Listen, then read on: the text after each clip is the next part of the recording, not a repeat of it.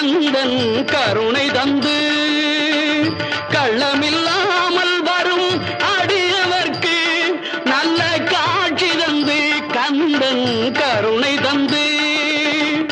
வள்ளி தெய்வானையுடன் அமர் சோலை வள்ளி தெய்வானையுடன்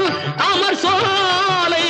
தங்கமயில் விளையாடும் பழமுதிர் சோலை மயில் விளையாடும் பழமுதிர் சோலை முருகா